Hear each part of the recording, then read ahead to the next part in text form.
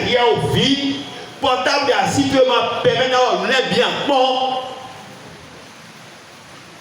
Donc il y a quoi qui dans quoi rigole non parce qu'il doit il bloque il y a ma wa mature à dire qu'on et là boire Dieu n'a pas le propos du toilette d'adouan qui donc le présent mi toilette donc tu es payé mais pourquoi il filaille ouais tu as le fini ouais tu es numéro tu es payé mais il n'est pas pour officier à l'autre ouais dans le talent de boulot mais qui t'en le ouais mais il est mais qui t'en le beaucoup par mon son mais il est au plan dans le bas à mon awa church à mon plan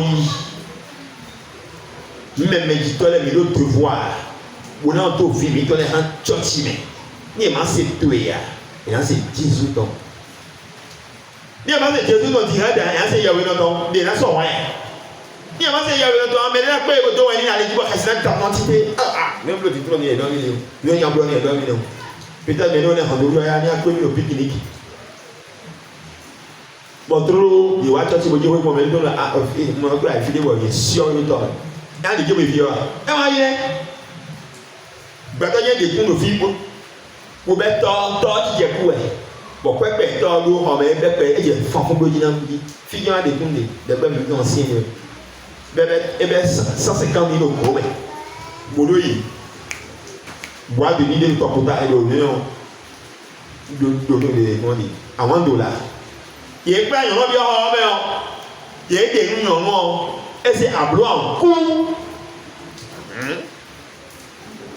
et bien si c'est à blanc coup et de tout côté vieux là il y a soir comme nous 15 000 $. Là ami boulot mais ma boulot pour soir là il a de moyen et son boulot moyen c'est quoi qui est mis mais là na soir boulot de un peu soir au quoi na soir on va dormir me faire là on va me jouer il a d'ailleurs le final très bien nommé et c'est 150 000 euros kilos à 5 fois c'est quoi qui est 5 000 il va avoir beaucoup moins 5 fois et bah 150 000 euros et bah bipo ouais si ça si ça doit fi gigi pour les hami et depuis me bisin comme il y a une belle et il y a beaucoup de non vite au Christ ni à l'autre bêta alors non il y a un sang entre les deux il y a un sang présent entre les deux mais nous c'est ton mais dit tolère forcez quoi qu'en soit le fait tu dois respecter honorer tes parents chaque enfant a le devoir d'honorer ses parents et chaque parent a le devoir d'honorer leurs parents. D'accord? Chaque parent, qui sont déjà parents aujourd'hui, d'autres enfants, ils ont le devoir de continuer d'honorer leurs parents. Et même si leurs parents sont déjà décédés, ils ont le devoir d'honorer la mémoire de leurs parents. Il y a des idées qui m'ont pas dit bien, ça c'est gloire. Baby, c'est bien intention, Michel, il y a une profil de sa vie. Il va me tromper. Il y a un wadon. Mais il peut y en être. Il y a tout le temps de bon assez pour le spectacle. Mais il peut y en être. Mais il peut y en être. Tu as vu, il y a un moment où tu le gardes garoué. Mais garoué, non, parce que tu as vu un complot là. Mais non. Quand il y a un moment où tu as bien roulé la roue, brûlé, moi c'est comme brûlé. Jamais. Parce que je ne point le gars. Je dois insister. Il y a un jeune adore. Il y a un vieux. Mais on aussi fort qu'il m'a fait cigare. On peut dire que je suis timide. Dans la rue, il y a un rôle. Il y a besoin de blâmer le carré. Oui, ma tata en rôle. Il y a un homme devant. On est bon à faire là. C'est cigare. Car vous devez mettre un cigare ou un bonbon. Vous avez un bonbon. Mais c'est ça. Donc, il fait un moment. Mais non, il faut que nous fassions un millier de temps. Et donc, oui, on va sur le rouvre de l'idée. Et maintenant, il y a une société de la deuxième lecture. Il y a une société de la société. C'est un peu d'accord. Vous voyez, il y a un peu d'accord. Mais il file. Bon, fiant, mais non, il y a un mais non, il existe aujourd'hui des lois bibliques qui sont révoquées par certaines sociétés. Il y a beaucoup de lois aujourd'hui qui sont révoquées. Et des hommes instaurent leurs propres lois selon leurs coutumes. On dit normal. Bon, ça ne veut dire rien. C'est que chez eux là, c'est normal. Bon, et on passe ici, deuxième lecture. Oui, Matthieu. Alors, oui. Des pharisiens et des scribes oui. de Jérusalem oui. auprès de Jésus et dit. Pourquoi tes disciples transgressent-ils la tradition des anciens? Oui. Il va comme Jésus pourquoi ils ont appelé dans les noms Baho. Ils ont passé mes roletons. D'accord? Ils ont passé mes roletons. Vous voyez des big bang. Est-ce qu'il y a des gens qui ont saint mes roletons gars? Ils ont saint Maouton. Donc, il y a vraiment apôtre il passe mais roletons. C'est moi c'est koto là il est là il est d'accord oui. Car il ne se lave pas les mains. Parce que il est clos alors au cas où nous moi c'est là il est clos avec tout nous. Disons Jésus c'est apôtre là il est fini bon il m'a aussi pour faire gasier mais ma bateau au fleur il y a un bateau tient comme au nous pourquoi ma croix mais ma croix au nous mais on flou il est bon apôtre bassin, Jésus a répondu. Oui, les gens demandaient pourquoi les apôtres ne respectent pas les consignes laissées par Moïse et par les grands. Parce qu'ils ne se sont pas lavé les mains avant de manger. Mais Jésus-Christ également leur a fait connaître également leurs erreurs. Oui. Et vous, pourquoi transgressez-vous les commandements de Dieu? Pourquoi transgressez-vous les commandements de l'Éternel des armées? Et qu'est-ce que pourquoi Miguel nous passer Maouton? Miguel fiché les conditions mais on les donne. Bon Miguel nous passer Maouton. C'est Maouton est dans le monde. Il y a des symptômes mais ton non mais ton bon Miguel il y a donc forcer symptômes mais ton mais non pour lui passer Maouton, Donc il vaut mieux que mi c'est Maouton. Pour gagner notre dossier dans les tititons là. Oui. Car Dieu a dit. Honore ton père et ta mère. Honore ton père et ta mère. Et celui qui maudira son père. Et celui qui maudira son père ou sa mère sera puni et mort. C'est ce que la Bible nous a enseigné. Oui, mais vous dites, celui qui dira à son père. Celui qui dira à son père ou à sa mère. Ce dont j'aurais pu t'assister est une offrande à Dieu. Nous, il y a un enfant, ou bien, oui, enfant, verset 5 directement. Moi, je préfère honorer Dieu, ou bien, si je dois lui donner quelque chose, oui. Midèle, oui. Oui.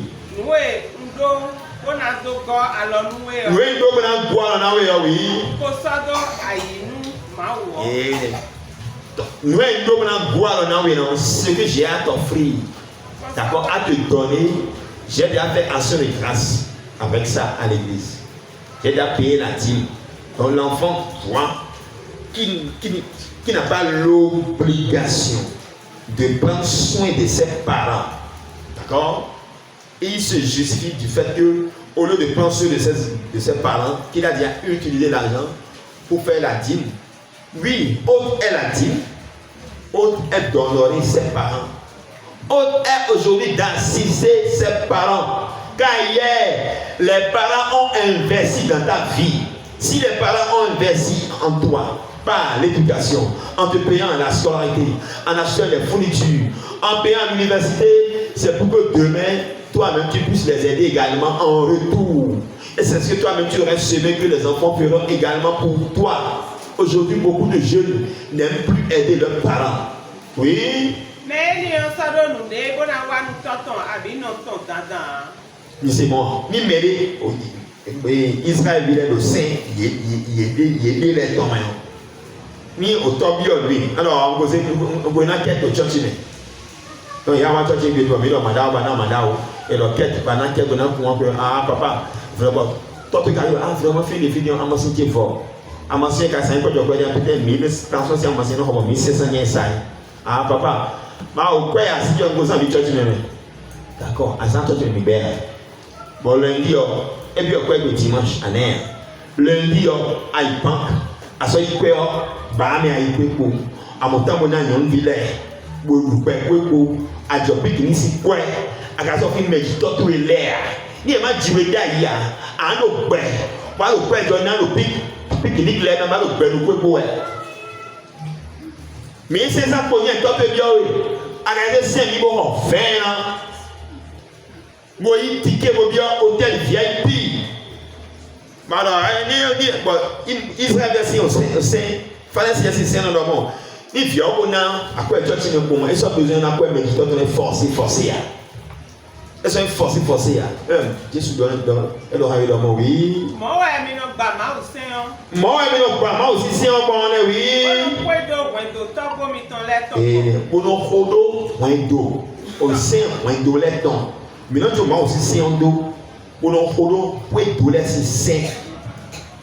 Mais les malons gagnent pas, Wendo, c'est nana. Mais il y a des Wendo, c'est alors il m'a aussi, c'est dans. Pour nous, on a sous-soumis du top, merci, ça va. Mais il devoir. On a six parents, mais les devoirs des parents, des enfants envers leurs parents. Un enfant a le devoir de servir ses parents. C'est ton père qui cherche l'argent, qui te nourrit aujourd'hui, il est fatigué, il dit, mon fils, mets-moi de l'eau à la douche. Et là, vous faites, non, oui, j'ai dit, ah, il y a un ballon. Attention, il y a un ballon. Il doit y avoir un fort. Donc, tu as mis ma haut, oui. When I told the devoir ya to blow e bolo nunu na we bolo kati to lo ko no we fundi ho e we le devoir bona serviteur we le devoir bona be autoné bona nya we le devoir we de ngai lo e lo mo lo talibé ton ni wa jo ti to ni le fiti wa gbo lo ni adu wa gbo lo ni en de temps autant le parent le fatigué. Bon, bien alors, aide-moi pour ceci. Bon, et l'on sait, mon bleu semblant même assez alors, c'est très dangereux. Nous voyons ça à vie, alors on vit tout, pour vite le tout, non, et dans vie, beaucoup d'enfants aujourd'hui, ils sont plus préoccupés par TikTok, par les réseaux sociaux que d'écouter les conseils de leurs parents. Donc, ouais, vie, à nous c'est méditer tous les devoirs.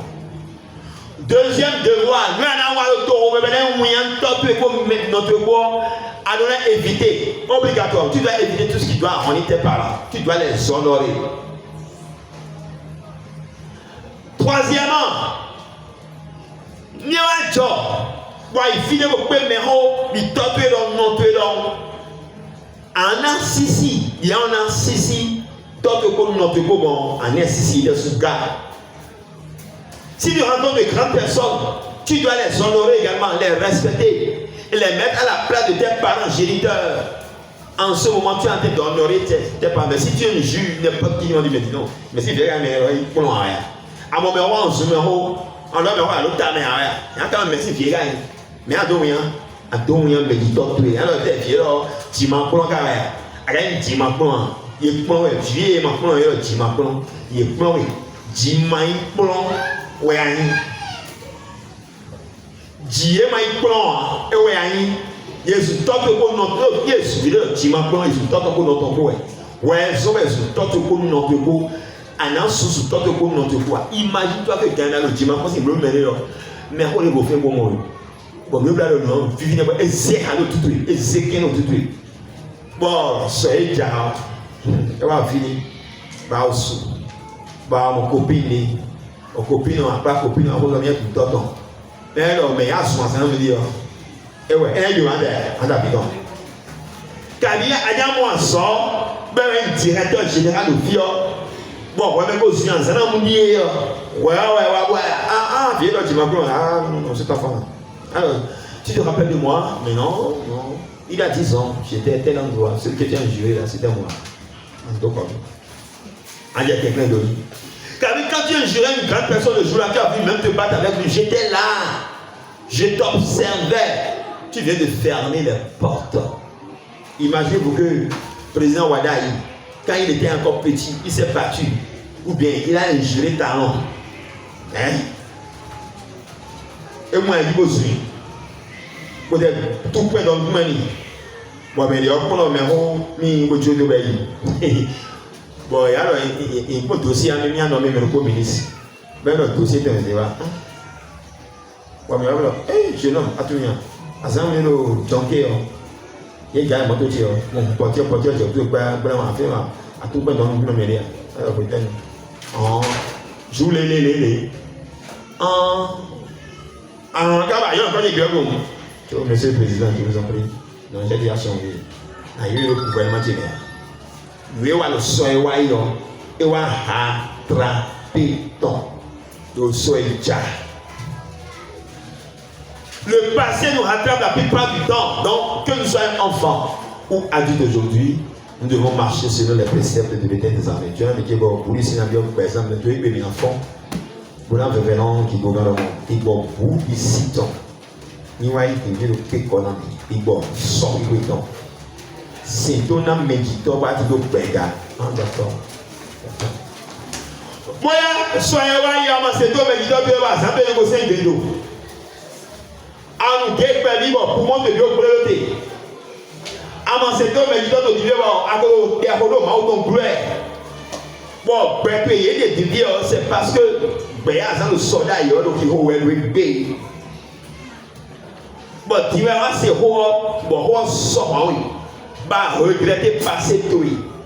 En bon nombre de problèmes mais caca soit eu na mi amba ido we baby na bebe na ma udo ni te so ajo bo mi me holem yo ti gbe mi don zanda yi bo me yo po bule fi mi dion yo ti gbe mi don zan wa yi dai yo ba erreur dele ti gbe mi don zanda yi o to di ba to ando mi o to di li we na mi elo tu connais la vérité. Et la vérité t'a franchement. Maintenant, nous voulons aimer comme Dieu. Il y a des moments où nous devons aimer comme Dieu. C'est l'objectif de notre prière de ce matin. Mimon.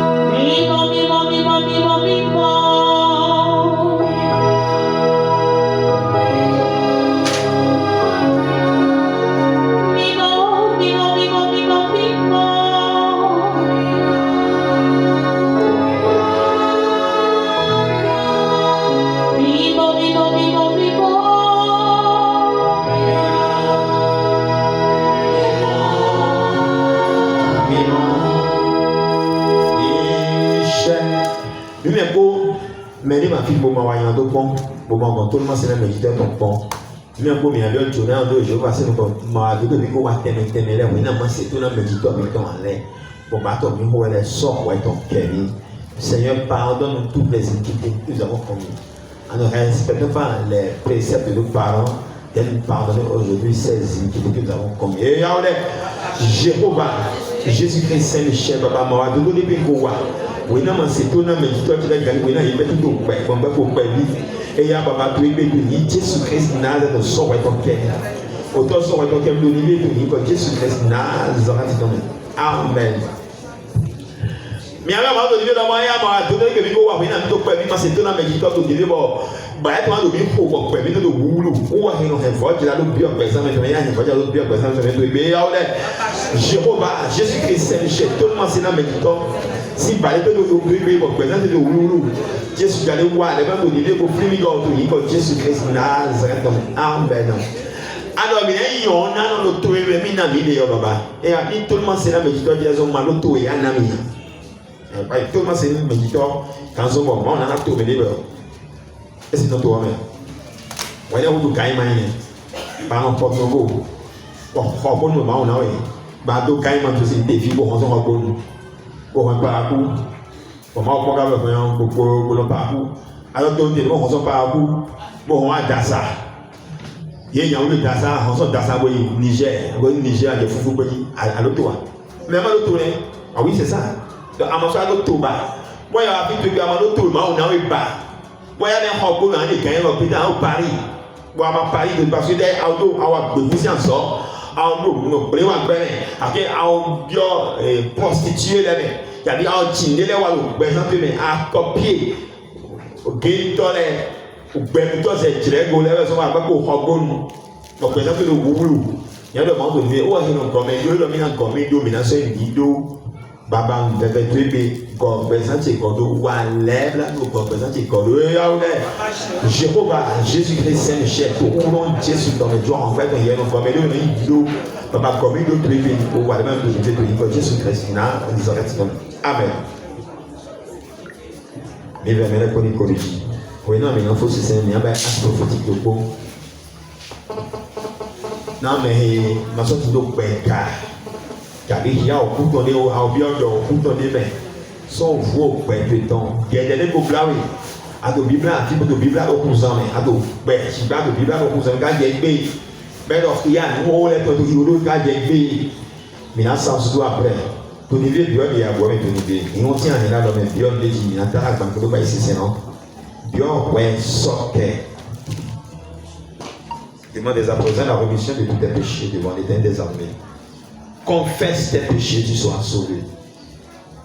Il bénit dans le mois de tous les temps. Le Dieu est sorti.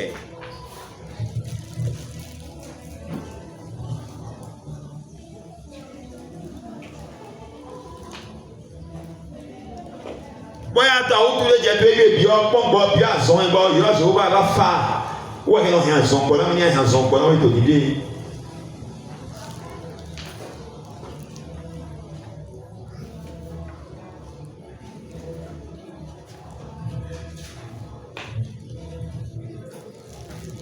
Venant de Dogon ni a yo ta na besoin tuer Doda ici à Dodo Hamida bon mi na ya ti Dodo lo mi na ni ya la o Jésus do wa ya la be wa tele ja ti le pepe yi mo na sisin dagbe e no san la to se ala e ma sisin dagbe no san la o se e be ni ala we ani o ho ma o me to me vo amaga de sisin dagbe to ku je po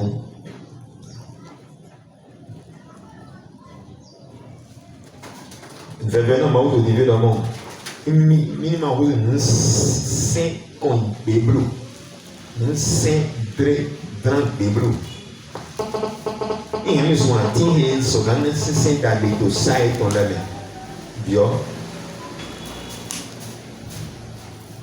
Jéhovah Jésus-Christ Holy my dear to uno Jésus tombe Jiwe yo Abraham ton jiwe yo Isaac ton jiwe Jacob ton Chetewa Jale wa le plan to mo to ni ba wa dodo lo ko mi ko wa to vo pe mi to wa ebe to hi homi e ka mo bla mi le Jésus sort ton kemi to ni o lo de ni ku so mo me gbe to lego de ni ku so mo wa dodo mi me ji to le to go de ni ku so mo wa dodo fi le ko to go to ni bi gbo si plon bo lo yi o plon bi gbo no fi o plon me ji to le to so me we me o to ebe mo ze mo ko na me to le jo bi gbo ni bi o me to ji la ni to Bigbo we akpo lọ́tọ̀ e ajete bi ogbeto le po me wa lebra na mi awdo mi na go mi do mi na so ndido ko mi do to jira je to mi to ni Jésus Christ to me idojo mo Jésus Christ to wa yi ma lo po to be na to ko lo problem bi gbo we to o lo ko mi do si abi han mi to ni ko Jésus Christ to me Michel to ni ko Jésus Christ shall we Alléluia, Alléluia, Alléluia, Alléluia, Alléluia, Alléluia, Alléluia, Shalom.